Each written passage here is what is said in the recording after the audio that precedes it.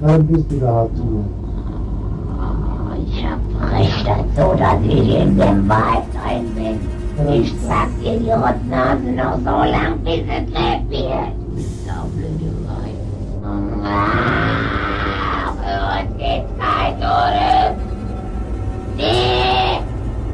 In alle Ewigkeit!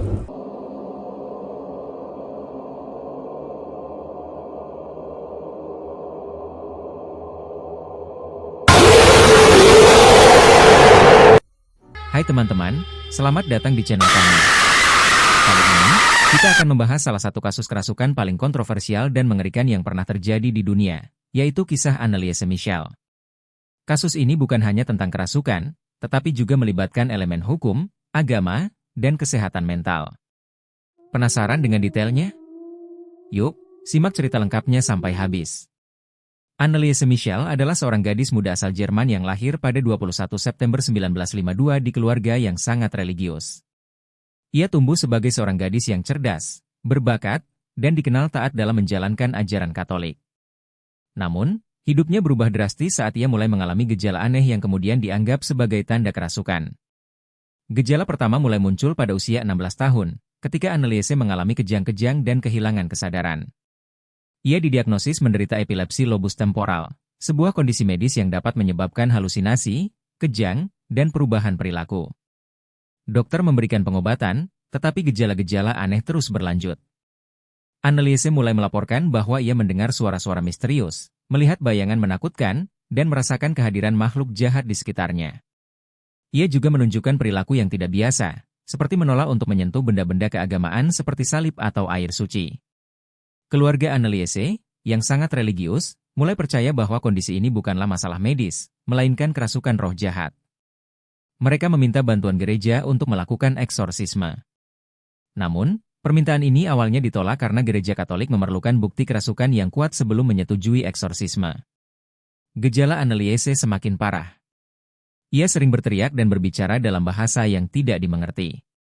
Ia makan serangga dan batu, serta menunjukkan kekuatan fisik yang luar biasa. Ia juga menyerang anggota keluarganya secara agresif tanpa alasan yang jelas. Pada akhirnya, dua pastor Katolik, Ernst Alt dan Arnold Trenz, mendapat izin dari gereja untuk melakukan ritual eksorsisme. Proses ini dilakukan berdasarkan Rituale Romanum, ritual resmi gereja Katolik. Selama 10 bulan, lebih dari 67 sesi eksorsisme dilakukan. Dalam sesi-sesi ini, Anneliese diyakini kerasukan oleh beberapa roh jahat, termasuk roh yang mengaku sebagai Lucifer, Yudas Iskariot, Nero, Kain, Hitler, dan roh-roh lainnya. Selama ritual, ia mengalami siksaan fisik yang hebat, termasuk melukai dirinya sendiri dan menolak makanan. Tragisnya, pada 1 Juli 1976, Anneliese Michel meninggal dunia dalam usia 23 tahun. Penyebab kematiannya adalah malnutrisi dan dehidrasi setelah ia berhenti makan selama beberapa bulan. Berat badannya hanya sekitar 30 kg saat meninggal. Kematian Anneliese memicu kontroversi besar. Kedua pastor dan orang tua Anneliese diadili atas tuduhan pembunuhan karena kelalaian. Selama persidangan, rekaman audio dari sesi eksorsisme diputar di pengadilan, yang memperdengarkan suara Anneliese saat berbicara dengan nada yang menyeramkan dan berbahasa asing. Ein bisschen dazu. Ich hab recht dazu, dass ich in dem Wald drin bin. Ich sag dir die Rotnase noch so lang, bis es lebt wird. Saublöde Weib. Für uns geht's kein Tode. Nee! In alle Ewigkeit! Pengadilan memutuskan bahwa para terdakwa bersalah atas pembunuhan tidak langsung, negligent homicide, dan menjatuhkan hukuman penjara yang ditangguhkan serta denda. Kasus ini tetap menjadi perdebatan hingga hari ini. Banyak yang percaya bahwa Anneliese benar-benar kerasukan, sementara yang lain yakin bahwa ia menderita gangguan mental yang tidak ditangani dengan baik. Beberapa ahli medis berpendapat bahwa Anneliese mungkin menderita kombinasi epilepsi dan psikosis religius yang menyebabkan gejala-gejala tersebut.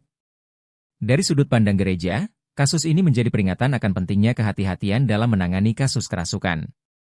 Sementara itu, dari sudut pandang ilmiah, ini adalah contoh tragis bagaimana kesehatan mental yang tidak ditangani dengan baik dapat berujung pada tragedi.